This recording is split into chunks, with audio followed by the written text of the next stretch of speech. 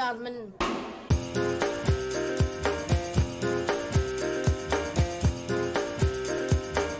Je commence à être plus sérieux par contre. Frédéric Vion, bonjour, qui a feuilleté des pages culturelles de la presse pour sa maman et pour nous. Oui, alors là c'est de la musique, mais c'est beaucoup plus sérieux, hélas, parce qu'il s'agit de la polémique qui est en couverture de Libération, la polémique sur le cas Bertrand Cantat. C'est le dossier principal de Libé ce matin.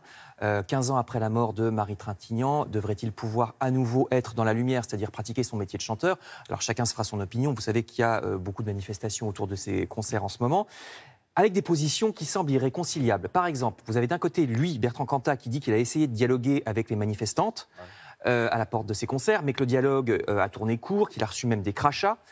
Mais de l'autre côté, les manifestantes racontent une autre histoire. Bertrand Cantat serait venu les narguer, sourire aux lèvres. Il aurait essayé d'embrasser l'une d'elles sur le front, ce qui évidemment elle n'était pas tout à fait d'accord. Position donc très très tranchée. Également chez les 3 expertes interrogées par Libé, une associative, une sociologue, une avocate. L'associative pense que Bertrand Cantat n'a jamais assumé son problème de violence et qu'en France, il aurait été condamné à une peine bien plus lourde que ses 8 ans en Lituanie. La seconde pense qu'il devrait se contenter de faire des disques et pas être sur scène. Et la troisième, l'avocate, estime que non, quand on a purgé sa peine, on a purgé sa peine, on a le droit de reprendre une vie normale. Est-ce que la réinsertion est un droit absolu, se demande Libération. C'est surtout à chacun, dit l'avocate, de juger s'il a envie de voir ce monsieur sur scène ou pas. C'est vrai qu'en tout cas, cette réponse-là, ça nous renvoie à notre responsabilité à tous. Et il y a des gens qui, dans Libé, disent qu'ils y sont allés et qui sont sortis gênés aussi, donc qui ne savent pas trop. Je vous renvoie, il y a 5 pages, vous pourrez votre opinion. Le cas Cantat.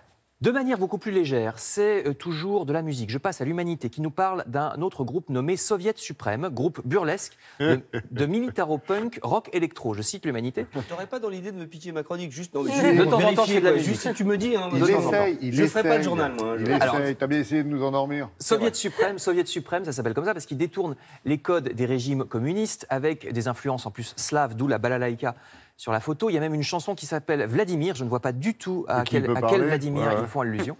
Le groupe trouve que la nouvelle scène musicale française, la French Touch, comme on dit, est beaucoup trop proprette, très versaillaise. C'est vrai que souvent, en plus, ce sont des gens qui viennent de l'Ouest parisien. Oui, c'est vrai. Pas eux. Hein. L'Humanité conseille le dernier album de Soviet Suprême qui s'appelle Marx Attack. Ils seront bientôt en tournée, précise le journal L'Humanité. Et puis comme c'est un style qui pique un peu, ça me fait une transition idéale vers cet article du Figaro sur les cactus. Les plantes succulentes, comme on les appelle, très à la mode en ce moment, très graphiques, comme le montrent ces superbes photos, une palette infinie et sculpturale. Le Figaro vous conseille un livre pour réussir vos plantations, ou bien tout simplement parce que c'est un très beau livre, intitulé Les succulentes, par le directeur des jardins botaniques de Nancy aux éditions Ulmer. Enfin, je termine en signalant aux amoureux des vieilles choses que déjà du côté des antiquités... C'est sympa. Quoi? Tu sais pas de quoi, je ne vais pas parler de toi.